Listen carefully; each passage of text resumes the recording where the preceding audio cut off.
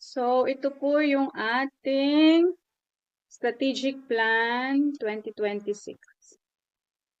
Bibigay ko po yung access link. Pwede kayong mag-edit po dito. Ang iyong access privilege ay as editor. So, basahin po muna natin itong, dito po yung tabs, dito. Yan, mga tabs per department po. So, para mapuntahan niyo po yung inyong tabs ng mabilis, dito po. Yan. Health, Elders, Clerk, Deacon, Sabbath School, hanggang Education. Yung dashboard, wag po nilang gagalawin kasi maglalagay po tayo ng formula later dyan. So, puntahan po natin kasi ang dashboard. Ganito po kasi yung concept ng dashboard.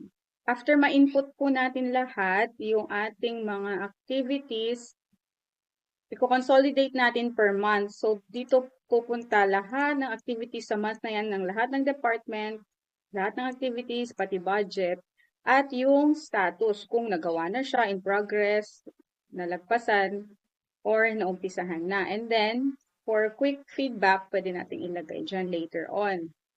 So, wag po natin galawin ito. Ang pwede lang po natin galawin is yung department tab po natin. Halimbawa sa health, punta lang tayo sa health. Dito. So, item number 1, kailan mag-start? Ang date po natin format is month and date lang. Kasi yung year, automatic naman 2026 yan. So, month muna, halimbawa 01-15 hanggang 01-16, halimbawa. Pwede nyo rin i-encode na January 15. Mag-generate po siya na ganung format. Ay, bakit hindi? Ay, kasi wrong spelling siya. But ayaw. Anyway, sige. Kaya mo na. Hindi.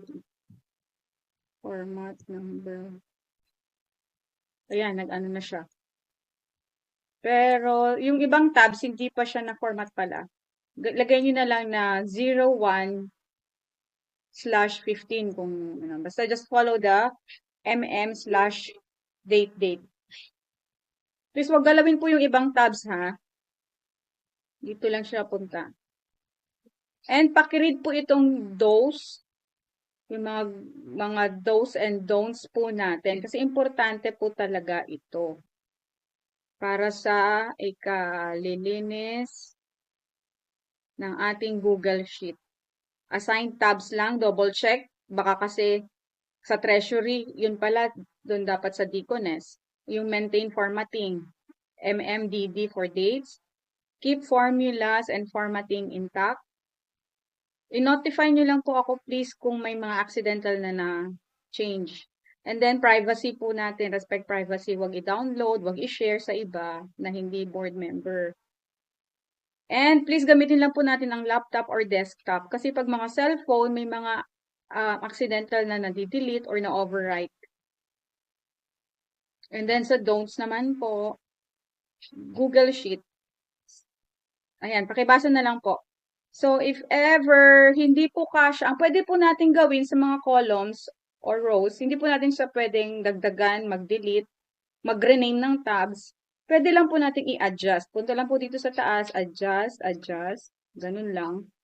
Or sa baba, dito naman po, adjust. So, adjustment lang po ang pwede natin gawin. So, for now, lahat yan not started. So, halimbawa, tapos na yung January, pwede natin i-update to sa mga departments natin in progress, skip, or completed. So, any feedback po, pwede naman po natin welcome para idagdag natin.